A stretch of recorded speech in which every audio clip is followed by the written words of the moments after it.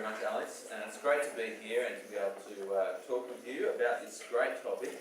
I think it's a fantastic thing for us to think about, and really a crucial question for you to answer for yourself in terms of your thinking about relationships into the future. If you'd like to respond in a kind of anonymous way, or ask questions, or have someone contact you about anything I say, if you've got any comments or suggestions, then you can use the communication card. And also there's an outline of what I'll be saying on the inside. If you want to follow along with that, or even if you want to write some notes, then you can use it however you'd like to. In response to this question, I think there are two main views out there with regards to sex, and with regards to the question of does sex need love? And the first possible answer, I think, is no, not at all. That it should be possible to have great, fulfilling sex with someone that you don't love and that you don't intend to stay with, and that should be possible without doing anyone any harm. And so in this view, the idea of friends with benefits would be acceptable and fine. The idea of casual sex and even anonymous sex, sex with strangers, really shouldn't be a particular problem. That should be a reasonable view of sex. And I suppose that you might characterise this view of sex as a kind of contractual view of sex, that is simply seeing sexual activity as something that you can give to someone else in exchange for them giving themselves to you. So you see it as a kind of interaction or interchange, similar, I suppose, in some ways to a commercial transaction where you each have something to give to the other person and you're willing to kind of do a swap about that without any kind of strings attached to that. For some people, I think this is their preferred view of sex, that sex without commitment, sex without any kind of personal commitment to someone or interest in someone would be the ideal. And for others, it would be a compromise. It would be kind of saying, well, look, if the person that I love is not available right now, or there is no one who I really like a lot, then I still have needs, and so I should be able to have sex with someone without any kind of strings attached to that, and any need for any emotional kind of involvement with them. According to this view, the problem with sex is a problem with people. The problem that we kind of face in society at the moment is a problem with people. That is that we are too possessive. We are too possessive. We unnecessarily complicate things by our desire to possess other people and to be in relationship with other people. We're so fixated on someone else belonging to us that gets in the way of lots of enjoyable sex. And we should be able to enjoy lots of great sex without having to worry about relationships. On this view, the real relationship revolution that we need is a separation between sex and relationships. We need to get over being so possessive about others. I think in many ways this is an attractive view, that there is something quite attractive about the idea of lots of sex with lots of people without any responsibilities attached. And there are some questions though that I think that it'd be good to ask about that view. First of all, can it work? Can we really separate sex from relationship and sex from love? And secondly, well, how do we end up treating other people if that's our view of sex? What does it actually end up doing to our humanity, to our own self and to other people if we think about and act in that way? The other main view of sex out there is that yes, of course, sex needs love. Of course it does. And it's really important to only do it with someone that you have genuine feelings for. That without intense feelings, there's something missing in sex, and sex is somehow cheapened if there is no love. Some people think perhaps that this is the Christian view, but I'm pretty doubtful about that. I think that this view actually comes from elsewhere, and I suspect that it's the product of Romanticism. You may know a bit about Romanticism. This was a kind of worldview or way of thinking which had its height in the 19th century, early 19th century. It's that view of human nature and of reality which puts feelings at the centre, which says that emotions are the most important thing, and emotions trump rationality. So feelings should rule. And so it's right to go with your feelings and wrong to go against your feelings. The romantic view of sex is it's really important that sex be an expression of your feelings, and that therefore if you feel that you love someone or you're passionate about someone, then it's okay to have sex with them. And it comes out in the view today when someone says it's okay to have sex with someone, as we heard on the video, as long as you really love them. This actually in practice led to a view of sex which is not necessarily that positive about committed relationships. Because of course you can come to feel something for someone who you aren't in a relationship with, even though you are in a relationship with someone else. And this really came out in the romantic obsession with the stories about King Arthur. And you may know that the romantics loved the Arthurian legends, and in particular they loved the story of Lancelot and Guinevere. And that was a story really about romantic love. Lancelot loves Guinevere, Guinevere loves Lancelot, but unfortunately Guinevere is already married to King Arthur. But because their love for each other is so strong and so passionate, it's inevitable, it's fate that they will eventually come together. It has to happen because their feelings are more important than anything else. And so in the romantic reading of things, that their adultery was okay. It was okay for them to break the relationship because feelings rule. I think romanticism lives on. It's a very powerful force, and there's still that residual view that you will hear quite often that it's okay to have sex as long as you really love someone. I want to take you back to one of the great movies of my youth, from 1985, The Sure Thing. You may not know this film, but you need to know about it. Of course, the mid-80s were the great era, the golden era of the teen comedy. And it was my privilege to be finishing school and just starting university during that time when they were making these fantastic films about people finishing school and starting university. And The Sure Thing is one of the great ones.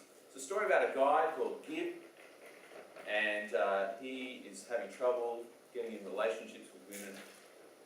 He's just gone off to university in New England on the American East Coast. His best friend has gone off to university on the West Coast in California. And his friend Lance tells Gib that he has a sure thing, that there is a girl out here in California who is sure to have sex with him. She is the sure thing. And so he decides to go on a cross-country trip across the entire United States in order to have sex with this girl. Unfortunately, he has to share this journey with a girl from his college who is also going out to California to meet her boyfriend. And as they travel across the country, you'll never guess what happens. They fall in love with each other along the way. But just as they're working this out, of course, they arrive in California, and now is the opportunity for Gib to have sex with the sure thing. There is a moment where he kind of disappears with her into a bedroom. The scene shifts to back to college after this holiday, and we discover, as one of Gib's creative writing exercises is read out in class, that he did not in fact have sex with the sure thing. And why not? Because he realised he did not love her, and he loved someone else. Isn't that beautiful? Now, don't rush the video stores. Find the sure thing. Well, no, go ahead. It's great. And it's one of those films. You know the way that these films work, and I think probably the recent film No Strings Attached, which was originally, I gather, going to be called Friends with Benefits, has a similar kind of key idea, and that is that sex does need love. That sex is okay, sex is good, as long as it's with someone that you love. That if you do it with someone you don't really love, you're kind of betraying yourself, betraying your own feelings. But if the feelings are there, if you really love someone, then it's okay. As I say, I think in a way that this is a romantic view and not so much the Christian view. And lots of people have regarded this view with some kind of suspicion, I think, if not outright contempt, because it's certainly vulnerable to the charge that it's merely kind of sentimental, just a sentimental view of sex without any real basis to it, and that people's claims of being in love with someone in the end can amount just to self-deception. You know what I mean? You say that you love someone, you think that you're in love with them, but you realise later on, well, you were just kind of kidding yourself about that. I saw an interview with Damon Albarn, the guy who was once the lead singer of Blur, and now I think the creative force behind Gorillaz. Not gorillas in general, but and he was talking about, it was on the documentary series which is called 7 Ages of Rock. It's a great documentary series. And he was talking about his song Boys and Girls, which was a huge hit in the 90s. And he was talking about his experience of writing that song and where it came from. He went on his holiday to the Mediterranean, to one of those kind of Club Med style resorts in Greece. And he just wrote a song about what he observed there, which was basically thousands and thousands of Northern Europeans in their 20s going down during the summer for these holidays, and basically just having sex with as many people as possible. And he said that he was simultaneously attracted and repulsed by this phenomenon, the kind of Club Med thing where people would go and just have sex with whoever they met. The chorus of the song contains words of, I think, deeply sarcastic quotation from these people, because what he saw was them having sex with lots of different people, but claiming that they were in love with these, that they'd fallen in love. The claim that they'd fallen in love. And the chorus of the song finishes with the words, "Always should be someone you really love." In other words, what he saw was entirely contradicted by the things that they said about themselves. And I think what people see happening is that these two views of sex actually in some ways converge in people's experience. That the claim of love ends up being so cheapened that it ultimately amounts to the other view in the end, that it's really just about, that it's okay to have sex with people regardless of how you feel about them. Okay, well, how do you answer this question? How do you actually come to some kind of answer about the question of does sex need love? And I think that what it comes down to is the issue of what is the purpose of sex. We can only answer this if we understand something about what the purpose of sex is. So what I want to try and do now is just briefly present a kind of outline of a Christian view of sex that I think comes out of the Bible. And say something about the purpose of sex and then try and answer that question of what sex needs. In the Bible we see broadly that there are two things that sex does, two purposes that sex has. The first one is that it's unifying, and the second one is that it's procreative. So I just want to talk briefly about those in turn. First of all, that sex is unitive. And the idea here is that sex is basically about joining or bonding two people together. It's about two people literally becoming one. And they don't become one by kind of amalgamation or absorption or assimilation. They become one by adhesion. Sex glues two people together, if you want to put it like that. Sex is relational glue. It's about uniting two people together in a relationship. And this happens in actually a variety of ways. This is a multifaceted aspect of sex. It unifies people in quite a variety of ways. It does it in a literal physical way, obviously. That two bodies come together and are joined together and become one. But there are a number of things going on as that happens. Obviously, the two people are united together in pleasure by sex. And most people's understanding of sex at least includes this, that sex is about pleasure, we want to say that sex is about much more than that, but we certainly don't want to say that it's anything less than that either.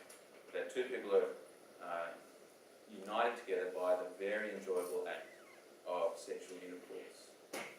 And sharing enjoyment with others is a way that we build relationships in various ways. And so it is with sex, that it builds the relationship through mutual pleasure. It was also unifying in terms of affirmation. This is something that you may not have thought of, but there's something deeply affirming about sex and the experience of sex, and just basically the sheer willingness of someone else to have sex with you.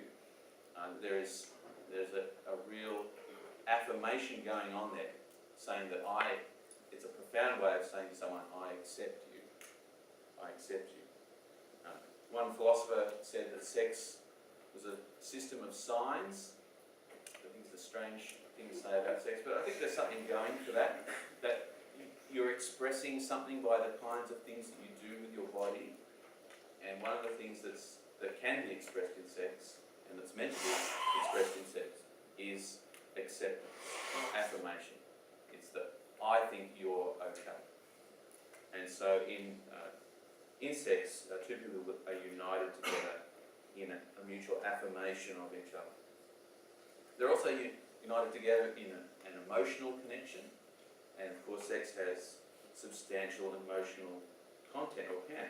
People can be united together in tenderness, in kindness, in passion, in desire and excitement, all kinds of emotions, and even in compassion for each other. So one example of this is that sex can be an expression of compassion for someone who's sad, or that if two people are grieving, that sex can be a way of two people comforting each other.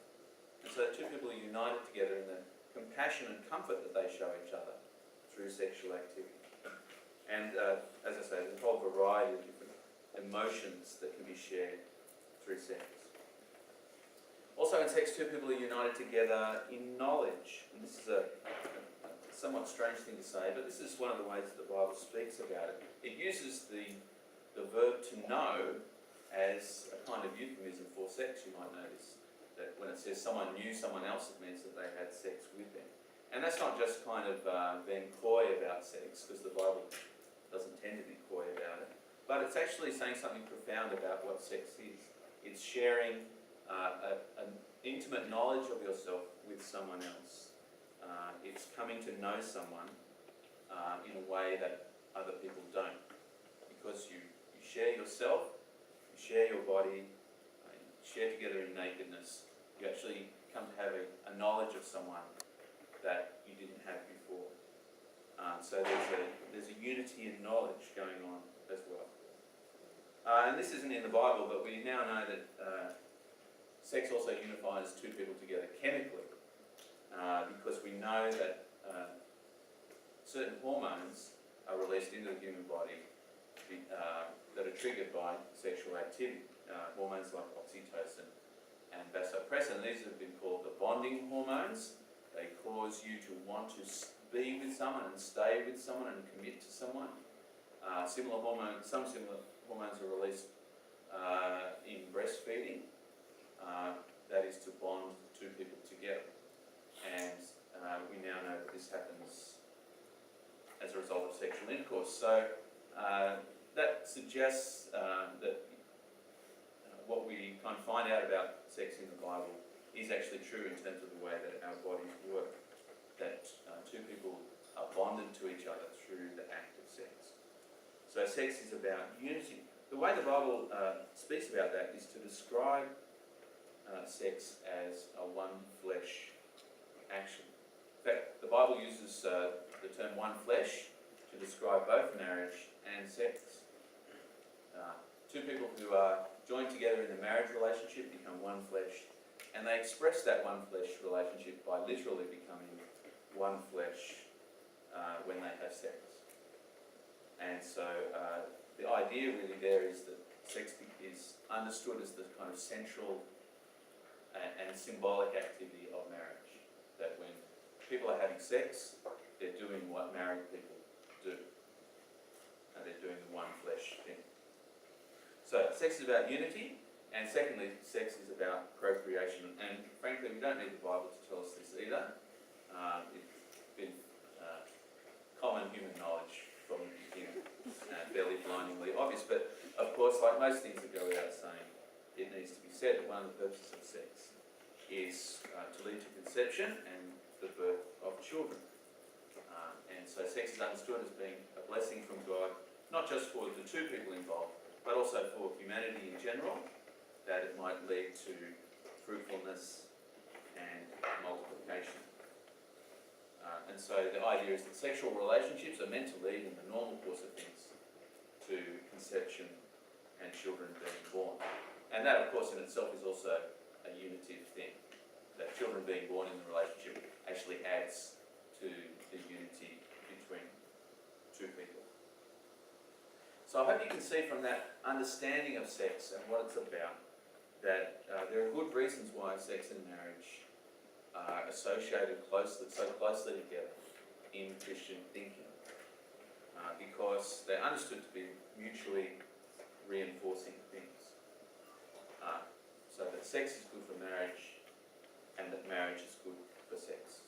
Sex is good for marriage because it actually functions to help unite two people together who want to be together. And so sex actually feeds and builds the marriage relationship. And sex is good for marriage because if children are born from sex, then they have a great, stable environment in which to grow up in. This is something that you may not have thought about in terms of your own sexual ethics, but you need to consider that if sex leads to children being conceived, then what's going to happen with that child? What's going to happen with that child? And we know that marriage provides the best environment for children to grow up in. Numerous social studies now show that this is true in terms of educational outcomes or health or all kinds of things. That to live under the same roof as your biological parents, if they're married to each other, leads to the best outcomes for children. So, sex is good for marriage, but marriage is also good for sex. And I just want to briefly point out some ways that this is true. First of all, this is true because sex is a powerful thing. Sex is meant to be a volatile, powerful experience. A really profound, significant experience. And like many other powerful things, that means that it's potentially very good, but also potentially very destructive. And I think it's fair to say that if we're realistic about it, there is no such thing as safe sex. And who would want, in the end, sex to be safe? That it's emotionally powerful, such an emotionally powerful experience that it cannot be regarded as safe. It is too powerful an experience to ever be thought of as that. But marriage provides a context that actually allows sex to be what it should be and what it can be. It provides the environment where that powerful experience can be had. Secondly, sex needs the safety and security of public commitment. And the reason for this is that actually it's not easy to give yourself wholeheartedly to another person. And there are all kinds of anxieties and worries that we have about doing it, and rightly so. It's so easy to be betrayed by another person, so easy for someone to laugh at you, so easy for someone to kiss and tell, so easy for someone to betray you. And that makes it hard to really give yourself to someone else. And it makes it hard for you to really be yourself in sex. And so marriage, the knowledge that someone has publicly committed to be with you and stay with you, no matter how bad your last effort at sex was, the knowledge that someone has promised that about you actually allows you to truly give yourself to them and to truly be yourself in sex. Marriage is also good for sex because sex needs a commitment to serve. And one of the things about marriage, especially in a Christian understanding of marriage, is that it is about, it's based on promises. The promise that you will not just stick with someone, but that you will serve them, that you will love them and be with them and help them. A marriage kind of based on the example of Jesus being about self-giving and self-sacrifice. And that actually leads to better sex, because sex, instead of being something that's about getting what you can or getting your own satisfaction, actually becomes about serving the other person. So that you come to regard sex in a different way, about actually what can I do for someone else. It becomes about not a transaction, but actually an act of service. How can I serve this other person that I promised to love? It's people with that attitude of service, who I think become the best lovers. And finally, marriage is good for sex because good sex takes time. I think it takes years of practice. Part of the thing is that sex leads to better sex. It actually takes quite a good time to learn to become good at this. And one of the strange things that happens, of course, in relationships is that bad sex or frustrating sex leads people to break up. It actually becomes the downfall of the relationship, rather than there being a framework for persisting in sex until it gets better. So I know people who have, married people who have a great sexual relationship now, but who struggle for quite a long time to get to that point, several years. But we know that the average sexual relationship lasts for a matter of months in Australia. There are different figures, somewhere between 7 months and 13 months. So that's the average length of a sexual relationship. We know that the average length of a marriage even is about 7 years in Australia. I think most people break up long before they hit the kind of sexual peak potential of their relationship. That actually takes quite a lot longer than that to really have the best possible sex. I know you didn't come here to hear about my sex life, and just the thought of it's pretty gross. I've been married 18 years, I think, 19. My feeling is that the trend is still up. Right? Not every sexual act is better than the last one, but that the trend continues to go up. Right? Sex now is better than it ever was, on average. So I can put it that way. And I don't see any reason why that might not continue into the future. I suspect there are a lot of elderly couples out there having fantastic sex, to be frank. And this is not at all the way we think. We think good sex, no problem, easy, first time around, will be great.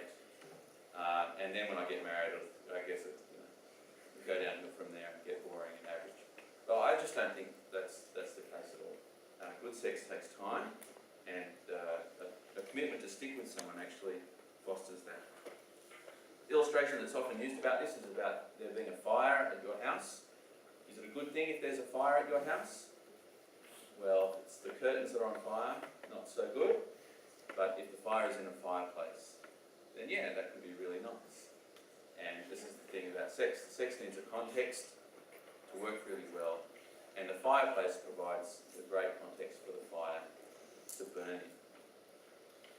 Okay, so does sex need love? Well, I think, well, yes, love would be nice. But what sex really needs, actually, is commitment. It needs commitment. Not a private, secret commitment, but a public commitment. Not a temporary commitment, but a lifelong commitment. Not a commitment that leaves the door open for someone better to come along, but a commitment to forsake all others. In other words, what sex really needs is a commitment of marriage. And we think that marriage is the way to have great sex. Marriage is the way to have the best sex. I wanted to call the talk "Why Christians Have the Best Sex." We got voted down on that. It is an outrageous claim. But I just want to say, there's something about this worldview that really does lead to good sex. And the Christians are not just on about doing the right thing, though we certainly are on about that, but that we're on about life being as good as it could be.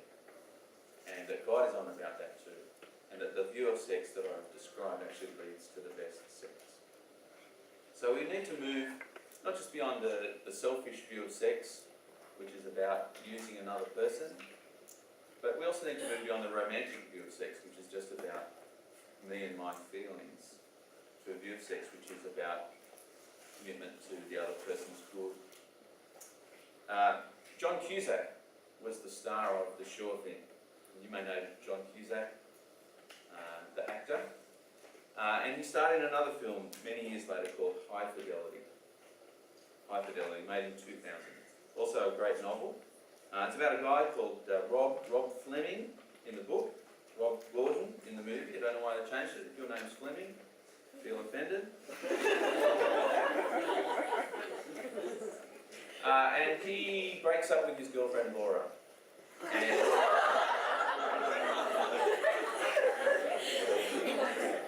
in-jokes coming. He breaks up with his girlfriend Laura, and to cope with this, he makes a list of his top 5 breakups, and Laura is not on the list. He realises that he's been avoiding commitment, and the story of the film is just of him coming to realise that the whole problem has been that he's been running away from commitment in his life. This is what he says at the end as he sums it up. I can see now that I never really committed to Laura. I always had one foot out the door, and that prevented me from doing a lot of things, like thinking about my future. I guess it made more sense to commit to nothing, keep my options open. And that's suicide. That's just suicide by tiny, tiny increments. I think there's something dangerous about an approach to life which is about avoiding responsibility. And there is a desire to have sex without responsibility, but actually, ultimately, it's not just bad for other people, it's bad for us as well. Because we become who we were made to be, we become more truly who we were meant to be, as we actually commit to others, as we actually take responsibility for others in our life. Another way to put it, I think, is that sex does need love. But the love that it needs is not just the romantic love based on emotions, but the love that leads to commitment, a love that is actually about serving other people at your own cost, and bringing that view of love to your view of sex as well. Okay, I'm going to stop there.